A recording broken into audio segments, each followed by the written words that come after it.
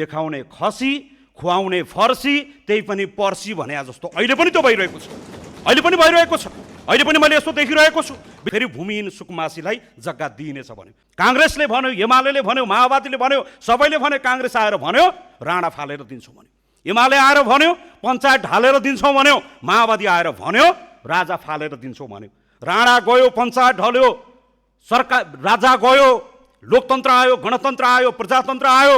अब केले रोक्यो? त्यो राष्ट्रसभाको सभापतिले त छाती थाप्छु भन्नुहुन्थ्यो। खगेन्द्र सुनाले बाँके 3 नम्बर क्षेत्रमा छाती थाप्छु भन्थे, कहाँ गयो भनेका छन्? रवि लामी छाने अहिले पनि छाती थाप्न तयार हुनुहुन्छ, गर्दन थाप्न तयार हुनुहुन्छ, काँध थाप्न तयार हुनुहुन्छ। तपाईँले ठेक्का लिनुभएको थियो, हामी यो समुदायको जिम्मा लिन आएका हौँ। त्यसैले गर्दा यो यहाँका गरिबहरूको त्यो लाल पूर्जाप्रतिको अधिकारलाई यसरी हन नगरियोस् मेरो कुरा। तर विपक्षी भनिएका दलहरूको केही हरकतले गर्दा आम मानिसहरूमा, आम भूमिहीनमा, आम सुकुम्बासीमा, विशेष गरी मेरो घरमा, मेरो थरमा केही संशय पैदा गरेको छ। के मानिसहरूलाई अलमल पारिएको छ? गरिबहरूलाई जग्गा दिने विषयमा, गरिबहरूलाई न्याय दिने विषयमा, गरिबहरूलाई लाल पूर्जा दिने विषयमा जसरी राजनीति गरिएको छ यो कुरा यो सामान्य कुरा छैन।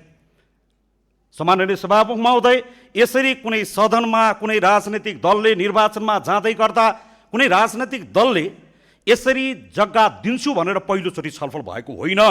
म यो समय लिन चाहन्छु। आज यो सम्मानित सदनलाई, यो घरले, यो थरले लामो समयदेखि यसको प्रतीक्षा गरेको छ। आज लाल पूर्जा दिने विषयमा आएको छ, आज सरकारले दिन्छु भनेको छ, सरकारले लेखेको छ, सरकारले दिन्छु भनेको छ। तर आज काङ्ग्रेस के भन्छ, एमाले के भन्छ? काङ्ग्रेसको सभापति संसदीय दलको कार्यालय अगाडिपट्टि उभिएर लाल पूर्जा दिन्छु भन्ने, अहिले दिन्छु भन्ने, आजै दिन्छु भन्ने। गरिबहरूलाई लाल पूर्जा दिँदै गर्दा काङ्ग्रेसले विरोध गर्ने भन्ने हुन्छ, एमाले विरोध गर्ने भन्ने हुन्छ, माओवादीले विरोध गर्ने भन्ने हुन्छ। अहिले मानिसहरूले बजारमा यसो कतै कता भुइँया फैलाएको देख्छु।